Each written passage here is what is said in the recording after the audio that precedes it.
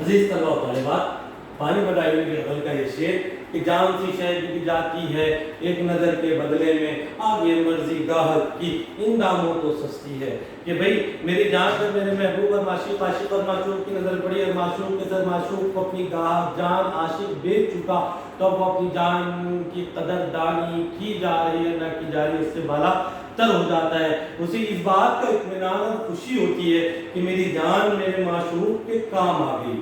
اگلا شعر ہے،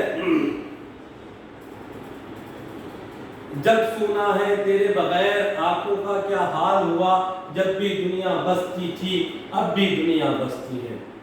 شاعر محبوب سے مخاطب ہو کر فرماتے ہیں کہ تمہارے ہجر میں رو رو کر میں نے اپنی آنکھیں گوا دی ہیں، باقی تو کسی کی کوئی فرق نہیں پڑتا. دنیا تو تب بھی آباد تھی اور آج بھی ہے، کسی کی زندگی میں کوئی فرق نہیں آتا، بس ایک میں ہوں جس کی دنیا تمہارے بغیر مجھے اجاڑ کر رکھ دے گی. جب سنا ہے تیرے بغیر آنکھوں کا کیا حال ہوا، جب دنیا بستی تھی اب بھی دنیا بستی ہے. جب سنا ہے تیرے بغیر آنکھوں کا کیا حال ہوا. شاعر اپنی کیفیات کا اظہار کر رہا ہے. شاعر کہہ رہا ہے کہ جب سنا ہے تیرے بغیر آنکھوں کا کیا حال ہوا. اے میرے محبوب، ہم اس دنیا میں جو جی رہے تھے آپ کو دیکھ کر جی رہے تھے. ہماری آنکھیں آپ کو دیکھ کر ٹھنڈک حاصل کرتی تھی، اور اب جب آپ ہماری دور ہو گئے، ہماری آنکھوں سے دور ہو گئے، ہمارے اور آپ میں ہجر حائل ہو گیا، ہمارے آپ میں دوریاں آ گئی، آپ ہماری نظروں سے دور ہو گئے، تو اب ان آنکھوں کو کچھ جچتا نہیں ہے. یہ جگ سونا لگتا ہے، یہ جگ پورا اجڑ گیا. آپ کا وجود تھا تو یہ جگ آباد تھا. آپ جو ہماری نظروں سے دور ہوئے ہیں، ہمارے لیے جگ سونا ہو گیا ہے. ہم آپ کے ہجر میں، آپ کی جدائی میں ہم نے رو رو کر اپنا برا حال، جگ سونا ہو گیا. جب سنا ہے تیرے بغیر آنکھوں کا کیا حال ہوا. کیا سناؤں تجھے کہ تیرے بغیر یہ جگ ہمارے لیے سونا ہو گیا، ویران ہو گیا. اور کیا بتاؤں تیری جدائی میں رو رو کر کہ میرے آنکھوں کا کیا حال ہوا، میری کیفیت کیا ہوئی. جب بھی دنیا بستی تھی اب بھی دنیا بستی ہے. شاعر کہہ رہا ہے کہ جب آپ تھے تب بھی دنیا بستی تھی، لیکن اس وقت دنیا کے رنگ کچھ اور تھے. لیکن اب آپ نہیں ہیں، اب بھی دنیا بستی ہے، لیکن اس دنیا کے رنگ اور ہو گئے. آپ تھے تو دنیا ہمارے لیے آباد تھی، آپ نہیں ہیں تو دنیا ہمارے لیے ویرانہ ہو گئی. جگ بھی سونا ہے تیرے بغیر آنکھوں کا کیا حال ہوا. تیرے بغیر یہ دنیا سونی ہو گئی، آنکھوں کے سارے رنگ ختم ہو گئے. پہلے دنیا جو تھی آج بھی وہی دنیا ہے، لیکن تیری جدائی میں جو آنکھوں کا حال ہوئے، جو دل کا حال ہوا، اب یہ دنیا ہم کو ہماری دنیا نہیں لگتی جو تیرے وجود سے تھی. اگلے شعر میں شاعر کہتے ہیں، آنسو تھے سو خوش ہوئے، جی ہے کہ عمر آتا ہے، دل پہ گھٹا سی چھائی، کھلتی ہے نہ برستی ہے. آنسو تھے سو خوش ہوئے، جی ہے کہ عمر آتا ہے، دل میں گھٹا سی چھائی، کھلتی ہے نہ برستی ہے. شاعر اپنی محرومی اور اداسی کا ذکر کرتے ہوئے فرماتا ہے کہ میری اداسی اور ویرانی کا یہ عالم ہے کہ عمر پر آہوداری کرنے اور رونے کی پیٹنے کے بعد بھی مجھ پر جیسے سکتے کا عالم طاری ہو گیا ہے. میرے دل کو محرومیوں نے، امیدوں اور نااداسیوں کے گھٹائیں نے گھیرا ہوا ہے اور میں دم بخود ہوں. آنسو تھے سو خوش ہوئے، جی ہے کہ عمر آتا ہے، دل پہ گھٹا سی چھائی ہے، کھلتی ہے نہ برستی ہے. شاعر اپنے معشوق سے جدائی کے بعد کی کیفیت کا ذکر کر رہا ہے. شاعر اپنے محبوب سے دوری کے بعد کا ذکر کر رہا ہے. کہہ رہا ہے کہ میرے محبوب، آپ کی جدائی میں ہماری بے حالی کا یہ عالم ہے کہ ہمارے آنکھوں سے آنسو خشک ہو گئے، اور اب دل جو ہے وہ پگھل کر آنکھوں سے بہنے کے لیے تیار ہے. آنسو تھے سو خشک ہوئے، جی ہے کہ عمر آتا ہے، ہمارے آنکھوں سے آنسو خشک ہو گئے، اور جب بھی آپ کی یاد آتی ہے تو دل امڑ کر آتا ہے. دل پہ گھٹا سی چھائی ہے، کھلتی ہے نہ برستی ہے۔ اور دل اس قدر حزن و ملال کے اندر، اس طرح درد اور کرب کے اندر اور آپ کی جدائی کی تڑپ کے اندر تڑپ رہا ہے کہ مانو اس کے اوپر غموں کے بادل چھائے ہوئے ہیں، لیکن وہ غم کے بادل ایسے ہیں کہ وہ چھٹنے کا نام ہی نہیں لیتے، نہ چھٹ کر بے آب کرتے ہیں، نہ برس کر ہم کو سرسبز و شاداب کرتے ہیں۔ دل آنسو اٹھے، جب آنسو آنکھوں سے خشک ہو گئے، دل بھر بھر آتا ہے۔ ہمارے دل پر آپ کی جدائی کا حزن و غم اس قدر چھایا ہوا ہے، ہم چاہتے ہیں کہ چھٹ جائے یا برس جائے، دونوں کیفیتوں سے عاری ہے۔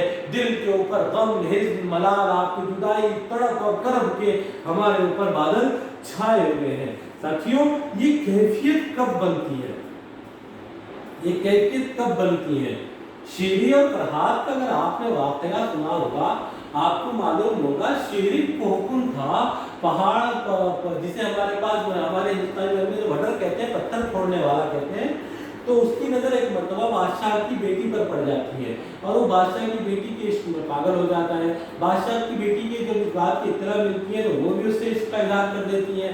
آگ دونوں طرف پر لگی ہے۔ جب بادشاہ کو علم ہوتا ہے تو بادشاہ بڑے اچنبے میں ہو جاتا ہے کہ ایک شہزادی کی شادی اس طریقے سے کوکون گوڈر سے کس طریقے سے کر دی جائے، پتھر پھوڑنے والے سے کس طریقے سے کر دی جائے۔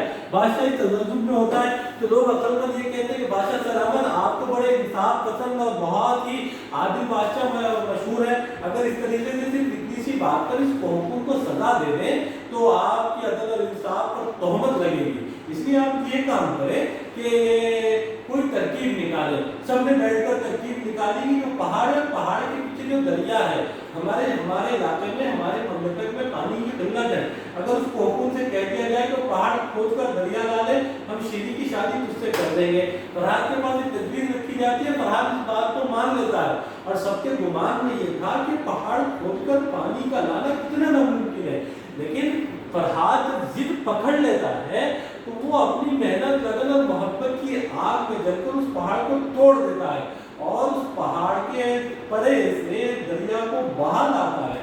جب بادشاہ کو علم ہوتا ہے تو ترکیب کرتے کہ اب کیا کیا جائے، تو کہتے ہیں کہ جب فرحاد کو جس وقت دریا کو توڑ کر ہمارے دامن میں لا دے، اس وقت اس کے سامنے سے جنازہ گزارا جائے۔ فرحاد نے جب لایا تو بڑا خوش تھا اور دیکھا کہ سامنے سے جنازہ جا رہا ہے تو پوچھا کہ جنازہ کس کا؟ کہنے لگے کہ شیری کا ہے۔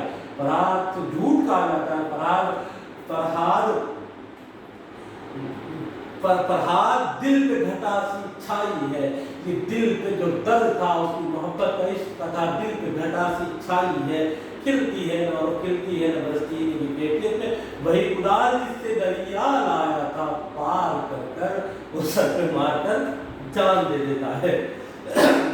کہہ رہے ہیں کہ یہ عشق ہے، یہ عشق کی کیفیتیں ہیں۔ آنسو اٹھے سو کچھ ہوئے، جی ہے کیوں بڑھاتا ہے، دل پہ گھٹا سی چھائی ہے، کھلتی ہے نہ بستی ہے۔ دل کا اجڑنا سہل سہی، بسنا سہل نہیں ظالم، دل کا اجڑنا سہل سہی، بسنا سہل نہیں ظالم، بستی بسنا کھیل نہیں ہے، بستی بستے بستی ہے۔ یہ بانی بدایونی کا ضرب المثل مصرع ہے کہ بستی بسنا کھیل نہیں، بستی بستے بستی ہے۔ ساتھیوں، کسی چیز کو اجاڑنا ہو، دوستوں حدیث کر اللہ تعالی بات، کسی چیز کو اجاڑنا ہو تو منٹوں میں اجاڑا جا سکتا ہے۔ تعمیری کام، تخریبی کام سے بہت محنت طلب ہے۔ تخریب کاری انسان کے مزاج کا ایک سپلی صفت ضرور ہے، لیکن تعمیر انسان مزاج کی وہ صفت ہے جو انسان کی ترقی و ترویج کی ضامن ہے۔ لیکن تقریبی کیفیات جب انسان کے ذہن پر حاوی ہوتی ہے تو تعمیری کیفیات مندمل ہو جاتی ہیں۔ بستی بستے بستی ہے، بستی بسنا کھیل نہیں۔ عزیز طلباء و طالبات، شاعر کہہ رہا ہے کہ دل کا اجڑنا سہل سہی، بسنا سہل نہیں ظالم۔ اے ظالم، دل کا توڑنا آسان بات ہے، دل کا اجاڑنا آسان بات ہے، دل کو توڑ دینا، دل کو پھیر دینا آسان بات ہے، لیکن دل کا بسنا آسان نہیں۔ جس طریقے سے بستی کو اجاڑنا آسان ہے، کتنی بھی بچڑیاں اجاڑو، مخدوم محی الدین کا شعر موجودہ حالات، فلسطین کے حالات کے پیش نظر اگر اس شعر کو دیکھیں اور پانی کے اس شعر کو دیکھیں تو کما قو ایک ہی مضمون پیش کرتے ہیں کہ جنگ کیا غم ہے، نسل آدم کا خون ہے یا قلب، کہ جنگ کہیں پر ہو، کسی ملک میں ہو، کسی سرحد پر ہو، آخر تقریب کی علامت ہے، انسانوں کے دل ٹوٹتے ہیں، انسانوں کی زندگیاں ضائع ہوتی ہیں، زمین کے ٹکڑے رہ جاتے ہیں، بستیاں اجڑ جاتی ہیں۔ شاعر کہہ رہے ہیں کہ دل کا توڑنا آسان ہے لیکن دل کا بسنا ہے، دل کو توڑنے والے ظالم بہت مشکل ہے، کیونکہ بستی بستے بستی ہے، بستی بسنا کھیل نہیں، بستیوں کا اجڑنا آسان ہے، بستیوں کا بنانا، بستیوں کا آباد کرنا بہت مشکل ہے۔ شاعر کہہ رہے ہیں اس حقیقت کی وضاحت کرتے ہیں کہ دل معمولی سی ٹھیس سے ٹوٹ جاتا ہے اور دل کی یہ لکڑی جلد اجڑ جاتی ہے، لیکن ایک بار جب دل کی لکڑی اجڑ جاتی ہے تو دوبارہ بسنا کوئی آسان کام نہیں۔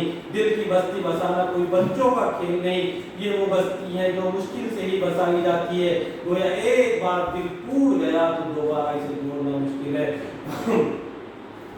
پانی جس میں آنسو کیا، دل کے لہو کا دل نہ تھا، ہائے وہ آنکھ اب پانی کی دو بوندوں کو ترستی ہے۔ شاعر اپنے آپ سے مخاطب ہو کر فرماتے ہیں کہ پہلے میں دار و قطار ہوتا تھا، آنسو ہی نہیں بلکہ میرے دل کا خون بھی میرے آنکھوں سے میری آنسو بن کر نکل ٹپکتا تھا، یعنی میں بہت آہوازاری کرتا تھا، میری آنکھوں سے آنسو بھی سوکھ گئے۔ پانی جس میں آنسو کیا، دل کے لہو کا دل نہ تھا، ہائے وہ آنکھ اب پانی کے دو بوندوں۔ غالب نے کہا تھا کہ رگوں میں دوڑتے پھرنے کے ہم نہیں قائل، جو آنکھ ہی سے نہ ٹپکا وہ لہو کیا ہے۔ بڑا عجیب شعر، اور اس شعر کے پیچھے بڑی عجیب کہانی، لیکن غالب ہے کہ رگوں میں دوڑتے پھرنے کے ہم نہیں قائل، جو آنکھ ہی سے نہ ٹپکا وہ لہو کیا ہے۔ شاعر کہہ رہے ہیں کہ پانی جس میں آنسو کیا، دل کے لہو کا دل نہ تھا، ہائے وہ آنکھ اب پانی کے دو بوندوں کو ترستی تھی۔ میرے محبوب اس دل میں تو بستا تھا، تیری جدائی کے بعد ان آنکھوں نے بہت رویا، اتنا رویا کہ آنکھوں سے آنسو کے بجائے خون تک نکل آیا۔ ہائے اب یہ آنکھوں کا کیا کروں، جن آنکھوں کے آنسو سوکھ گئے، جس کا خون سوکھ گیا۔ ہائے ہائے وہ آنکھ پانی کے دو بوندوں کو ترستی ہے۔ کہا کہ آنکھوں سے پانی بھی سوکھ گیا اور خون بھی سوکھ گیا۔ عزیز طلباء و طالبات، اس طریقے سے پانی بدایونی کی یہ غزل آج مکمل ہوئی۔ ایک مرتبہ آخر میں غزل کی قرأت کر لیں، پھر پورا آپ کو مفہوم دے۔ دنیا میری بلا جانے مہنگی ہے یا سستی ہے، موت ملے تو مفت نہ لوں، ہستی کی کیا ہستی ہے، آبادی بھی دیکھی ہے، ویرانے بھی دیکھے ہیں، اجڑے اور پھر نہ بسے دل و ویرانی بستی ہے، جان سی شے بک جاتی ہے ایک نظر کے بدلے میں، آگے مرض گاہک کی ان داموں میں تو سستی ہے، ان داموں میں تو سستی ہے، جب سونا ہے تیرے بغیر آنکھوں کا کیا حال ہوا، جب بھی دنیا بستی تھی اب بھی دنیا بستی ہے، بستی آنکھوں سے آنسو تھے تو خشک ہوئے، جی ہے کہ امٹ آتا ہے، آنسو تھے تو خشک ہوئے، جی ہے کہ امٹ آتا ہے، دل میں گھٹا سی چھائی ہے، کھلتی ہے نہ برستی ہے، دل کا اجڑنا سہل سہیں، بسنا سہل نہیں ظالم، بستی بسنا کھیل نہیں، بستے بستے بستی ہے، پانی جس میں آنسو کیا، دل کے لہو کا دل نہ تھا، ہائے وہ آنکھ پانی کے دو بوندوں کو ترستی ہے۔ اس طریقے سے پانی بدایوں نے دنیا کی بے ثباتی، دل کے اور دنیا کے اجڑنے کا، دلی کیفیات کا اور اپنے درد و کرب کا، حزن و ملال کا، عزم کا ذکر کیا ہے۔ عزیز طلباء و طالبات، پوری غزل کے اندر ایک درد، ایک کرب، ایک کسک، ایک حزن، ایک ملال، ایک جدائی، ایک تڑپ، موت کے بعد کا ذکر، یہ ساری حزن و ملال کی جتنی ساری چیزیں شاعر نے اپنی دلی کیفیات کے ذریعے سے اظہار کی ہے۔ اسی لیے یہ جو کیفیات ہے، یہ جو کرب ہے، یہ تڑپ ہے، ان ساری چیزوں کو شاعر کے اپنے موضوع بنایا ہے اور بڑی تڑپ اور کیفیات کے ساتھ اپنی شاعری میں پیش کیا ہے۔ اسی لیے شاعر پانی بدایوں کو یاسیت کا امام بھی کہا جاتا ہے۔